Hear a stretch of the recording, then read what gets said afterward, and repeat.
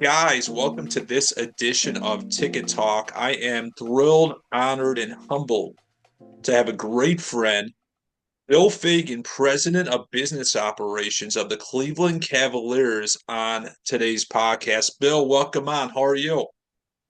Terrific, Scott. Thanks for having me and appreciate the time today. Absolutely. So let's just talk about the Cleveland Cavaliers. I was at a game that you invited to me earlier in the season. And I actually was talking to one of the team consultant psychologists or psychiatrists, and he said that he works for numerous NBA teams, and he said that Kenny Atkinson's culture is like the best he's ever seen it. This is like back in November. How does that relate to the amazing front office of the Cleveland Cavaliers that you run also on the business side in ticket sales, corporate partnerships, marketing, communications, the whole game? So it seems like on the court they have it dialed in this year, best record in the NBA, NBA Finals contenders. Fingers crossed as a Cleveland guy myself. But how does it relate into the front office of the Cavs? Yeah, it's a great question, Scott. What what Kenny and I have in common, and there's not much, is that we're both in our first season here in Cleveland, and we arrived not too far from each other prior to the start of the year. And what attracted me to this building and to this culture is the legacy of success and the foundation that was laid on both the business and the basketball side. So it's really unusual and quite rare that you have stability of ownership, basketball operations, and business operations over many, many, many years and upwards of a decade or longer in our case.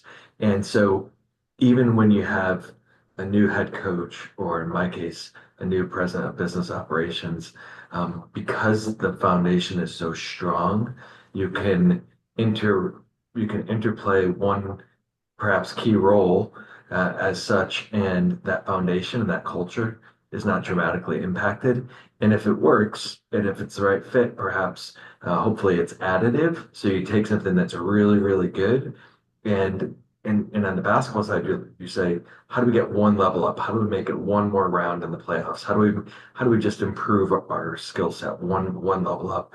And from the business side, you know, the Cavs and Rock Entertainment have consistently been recognized as one of the best places to work in sports. And so that has always been really attractive to me. And but you don't know until you get there. And so now, and still in my first year, but pretty well entrenched, I can confirm that now I get it. And so it's been a blessing to be part of this successful run, but we all know that that doesn't happen overnight. It's really building blocks that happen long before our arrival.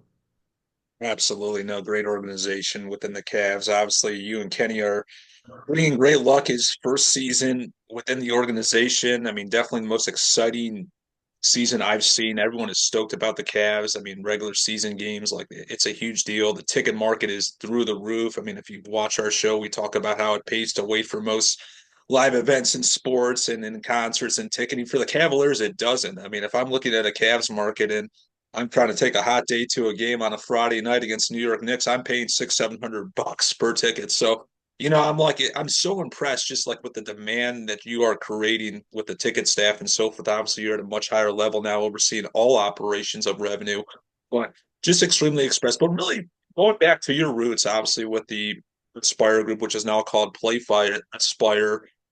Obviously, ticket sales was your bread and butter before this role. Like, how important does it play with any organization in the college world and the pro worlds? Because if you don't sell a seat, obviously there's nothing else that drives revenue for any organization. Yeah, and I'll take you back even further than that, Scott, and Time Machine.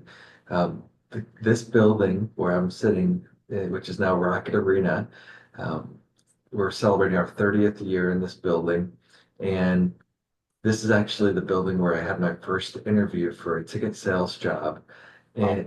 and after college graduation. So I was interviewing for inside sales. Now we call it the foundation program. And I flew up from Florida where I was living and had graduated and went through the interview process. following the interview, they said, we really like you, Bill, but we don't have any openings today. It's going to Wow. be not until next spring that our next class will start. And so that was about 9 months in the future. And so they said, but we think you did really well. And if you'd like, we can refer you to some others in the industry. And so I said, absolutely, I'm ready to go now. And so that referral actually led me to Phoenix for their inside sales program where I started in ticketing at the entry level.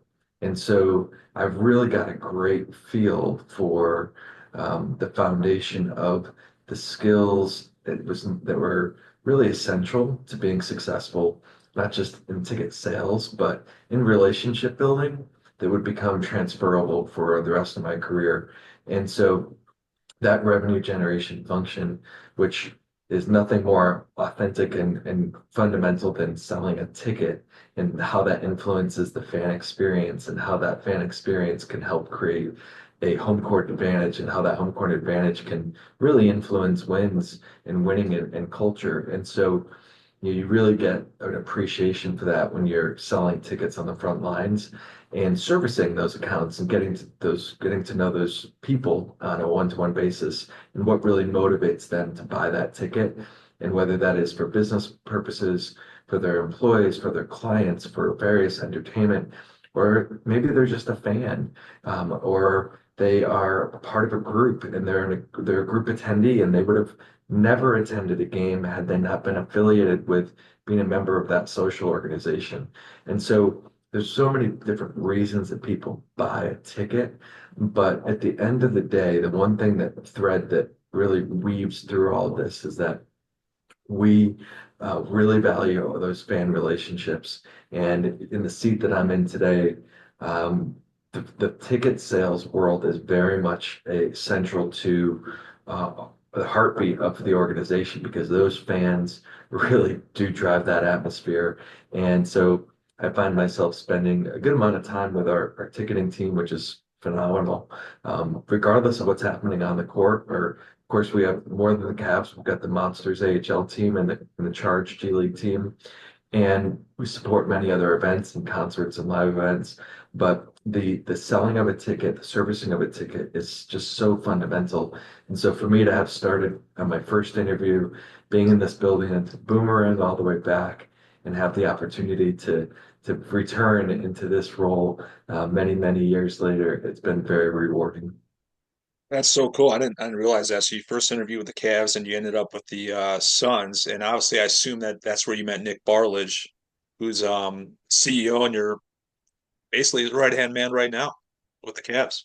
Crazy. Yeah, yeah, we have worked together previously, albeit I wouldn't say not nearly as closely as we do today. And so, the core of it, as you know well, is this is a relationship business. We talked about the relationship with the fans externally and our corporate partners and community members and all the various stakeholders, but internally, and just the people that you work with and how many of those people stay inside the industry, move to a different team, move to a different agency, like I was with Aspire, and then becoming Playfly Aspire. Those relationships, even though your logo on the front of your chest may change, the relationships run so much deeper than that, and those are here to stay, and that's what brings us together, and really that collection of relationships and best practice sharing. And I think part of what you do with this podcast is you're sharing what's happening in the world outside of where people live every day. And I think that's really important to get better because if you're just working inside your bubble, you can miss a whole lot. 100% on that. And going back to your college days, obviously with Playify Aspire, formerly known as the Aspire Group, you and Bernie led obviously a revolution in college ticketing. I was on the other side with your competitors with Collegiate Consulting and IMG Learfield Ticket Solutions. And we talked through the years. It just never stars didn't align for me to come to Aspire. I wish all I heard was amazing things about Bill and Bernie and so forth. And I'm like, damn, I never got a chance to work with them. But what did you learn? Like, obviously, like college departments are kind of like a little behind the times from an NBA, NFL, NHL. And how did you like purvey that into really like building amazing company where obviously you guys were always top two in outsourcing ticket sales for universities and college athletic departments. And how far have they come to where they are Yeah, Scott, can you hear me? today? Yeah. Um, it's a Yeah, great question. And I think about, where college athletics was and from call it a revenue generation standpoint in 2009, when we launched the first ever outsourced ticket sales function in college athletics at Georgia Tech to where it is today. The whole college landscape has completely changed, particularly in the last 5 years, probably tenfold. And so the pressure on revenue generation is so much in the headlines and so much at the forefront. I think it's just a reality. It's a necessity for college athletics today. When you think about where we were in, 20 years ago or less than that, you know, revenue generation was not necessarily as commonly discussed and as emphasized. When you look at the path of an athletic director, which is kind of the penultimate position in college athletics, many of them had come up from being sports communicators and being in public relations or being coaches themselves or being sport administrators and and less frequently coming from revenue generation roles such as ticketing or sponsorship. And and so now you look at the the future and the newest athletic directors that are being announced, they're almost all coming from fundraising. They're coming from revenue generation backgrounds. Not all, but they often have a link back to that because fundraising and those relationships with the key stakeholders is just so fundamental. So I think where those functions were maybe independent and fairly focused in the past, such as fundraising, and ticketing was more an operations function more than a proactive sales function. And marketing was more of a brand building function and less of a revenue minded function. Those things have all evolved. And programs are at various levels of that evolution. But certainly when you look at the top 25 to 50 programs that are generating the highest levels of revenue, they've put more energy and resources into those areas and they're seeing the returns. And now those that are certainly competing for the college football playoff or aspire to be competing for that or looking to compete, for a college basketball Final Four and women's or men's for that matter, fundraising is just so essential to make a difference and make an impact. And so it's completely changed the dynamic. And I think that's why those that had been building their careers in those functions are finding themselves much more comfortable actually in today's environment than those legacy administrators who didn't necessarily have to get as deep into some of the revenue generation functions because they had specialists dealing with it. Now everybody's responsible. yeah. No, absolutely. I mean, I saw that shift too, just going from BG to Illinois from what 2011 to 2017 of how far it came. And obviously, it's 6 years later. I've been out of the college world myself.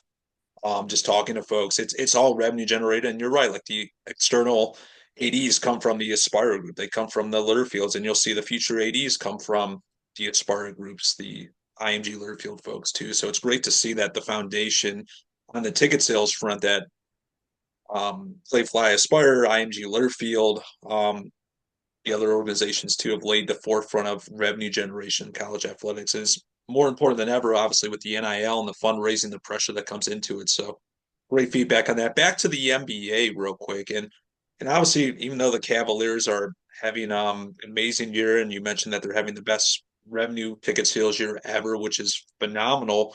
The league as a whole is struggling a little bit with TV ratings. Obviously, a little bit disappointment with the All Star break. Whether then you go to the NHL, they have the four-team U.S. country playoff, which absolutely was on fire, and the players were pumped to play in it. The NBA All Stars seem to not want to play in the All Star, kind of want to break over All Star weekend.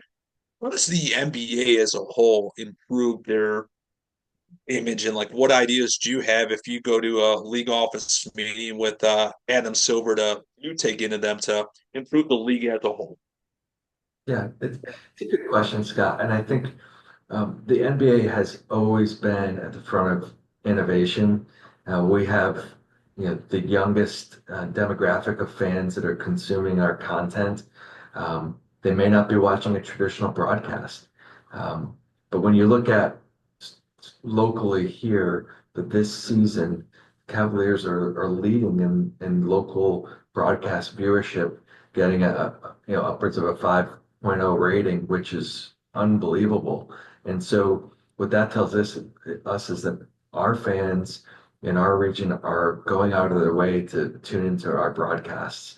And that's extremely rewarding. It's obviously rewarding for our partners that are advertising in those broadcasts, but it's also rewarding for our fans that actually can get to consume the games. And maybe they can't make it to a game because they're not in market or they live in Columbus or Cincinnati or Pittsburgh, but they have the opportunity to tune in on the broadcast. That's fantastic.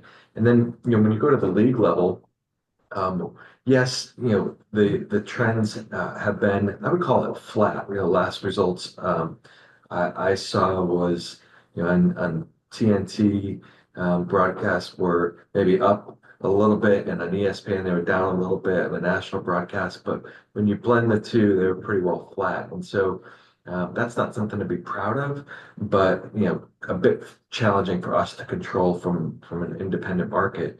But the interest in the league is stronger than ever. You mentioned the All-Star game.